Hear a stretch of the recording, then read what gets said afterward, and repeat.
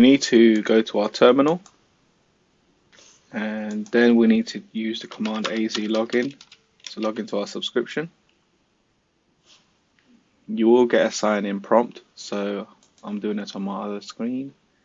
But as you can see, once you have logged in, you should get your subscription details. The next thing we need to do is create a resource group.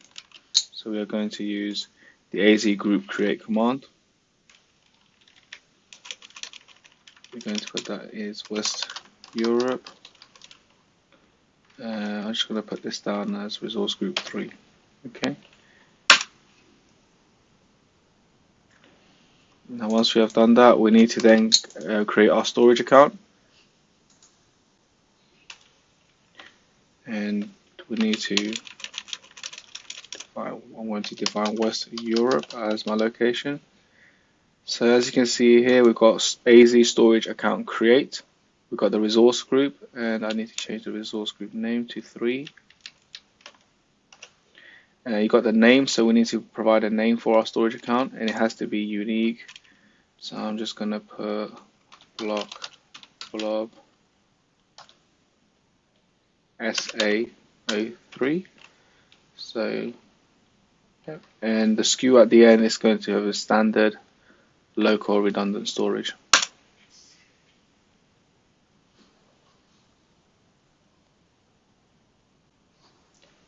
Well, I'm going to pause this video whilst that completes.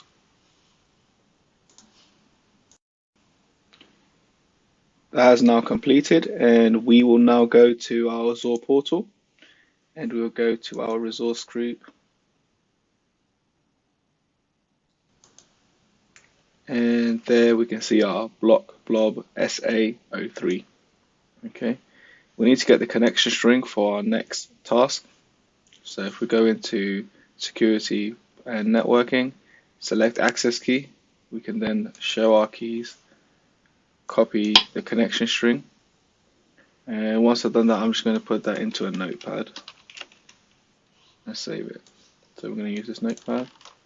I'm just going to save that for later. Now let's go back to our Visual Studio, but just before we do that, let's actually go to our containers, because this is where we are going to be creating and uploading and then eventually deleting our containers. So let's go back. So now in Visual Studio Code, we need to create a .NET new command to create a new console application. So let's go for it.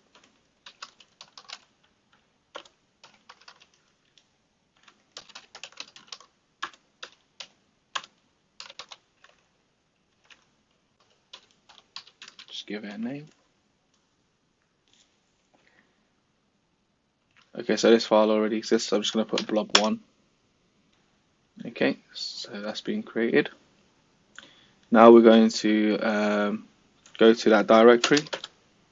So az204-blob1, and as you can see, we are now in that directory, and we're going to build our application. So .NET build,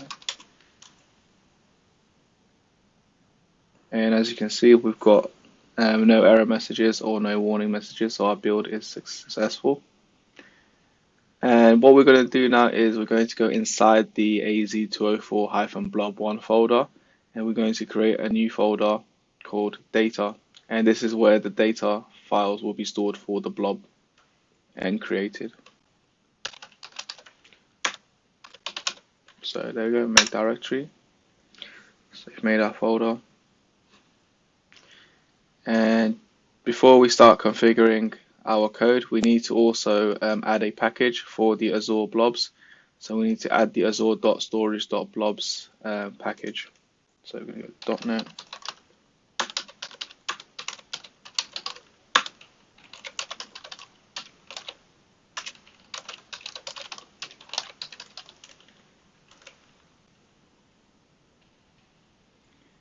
Great, that shouldn't take more than a couple of seconds.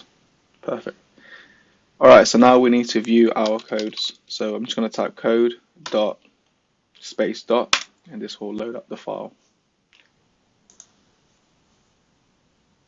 we are going to select our container, so we're going to select this particular file.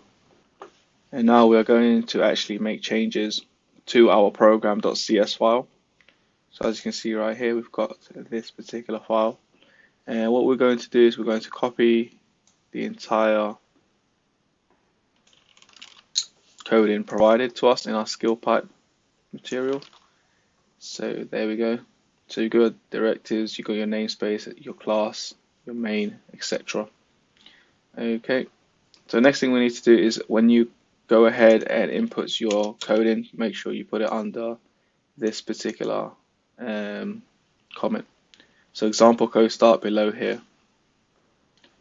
So what we need to first and foremost do is connect our storage account with the connection string. So as you can see, we've got a connection string right here. Let's go here, copy that, and you need to replace this connection string. Just go back home. There we go. I'm just going to save it for now. So we have successfully got our connection string in our code base. Now what we need to do is build the actual application to do the following: create a container, upload a blob to a container, list the blobs in a container, download the blobs, and then afterwards we're going to delete it. Okay. To create the container, first we need to create an instance of the blob service client, and then we're going to call the create blob container async method to create the container in the storage account. One thing to note is that the create blob container async method will fail if the container already exists.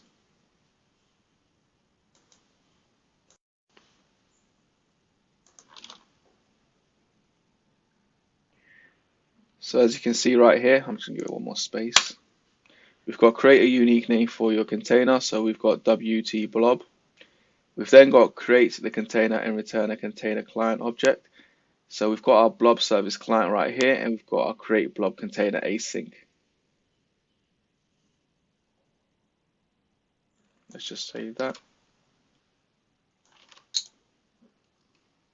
Next, we need to insert our code in to upload blobs to the container. The following code snippet gets a reference to a blob client object by calling the get blob client method on the container created in the previous section. It then uploads the selected local file to the blob by calling the upload async method. This method creates the blob if it doesn't already exist and overwrites it if it does. Here is the blob client reference we just made. And then we've got our get blob client, followed by we've got the file to be uploaded, and here it is going to be uploaded. So you get your await blob client dot upload async. Next, we are going to list the blobs in the container. So to list the blobs in the container, we'll be using the get blobs async method. And right here, we can see our get blobs async method that we was just referring to. Next, we are going to download the blobs, and the method that we are going to use to download the blob is download async method. Okay. Now, the coding that we're going to input now as a suffix of downloaded to the blob name so that you can see both files in the local system. As you can see, this is the code we have just inputted, and we can see the two files that we mentioned earlier. We've got a downloaded.txt and a .txt file. We've also got the download async method that we were referring to, and this will download the blob contents and save it to a file.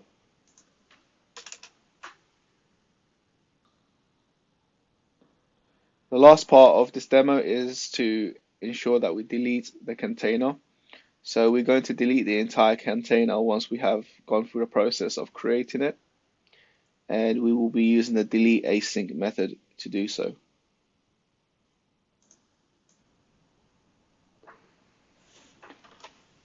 The code we have just inserted will delete the container and clean up local files created. And as you can see right here, we've got the delete async method.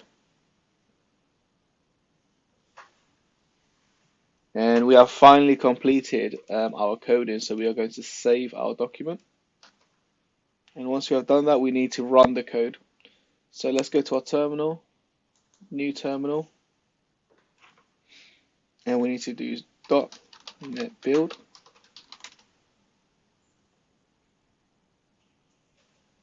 And we have got no error messages, so we can just go ahead and run it. .NET.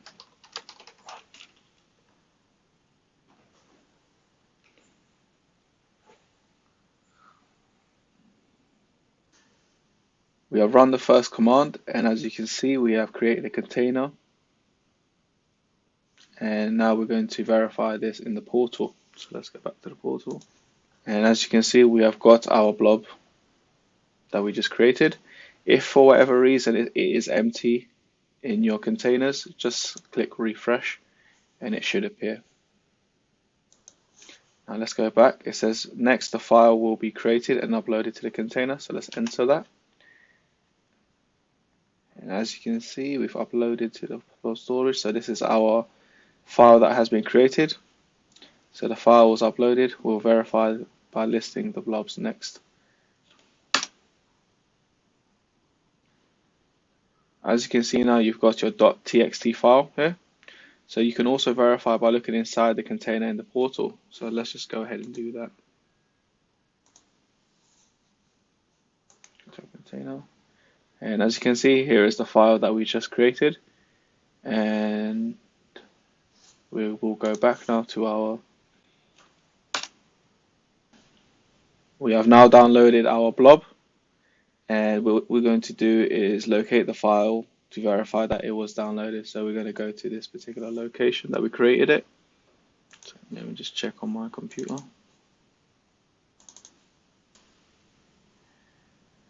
Yep, and as you can see right here, we've gone into our data directory that we created earlier, and here are the two files that have been created on our local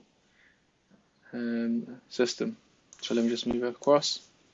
Next, we're going to locate the file. Nope, we've done that. Next, we're going to delete the container in the local file. So we're going to press enter. Now it says deleting blob container, deleting the local source and downloaded files, finishing cleaning up. Please enter to exit the sample. So now if we go back and verify this, we can see right here, the file folder is actually empty now. And let's go to our Azure portal.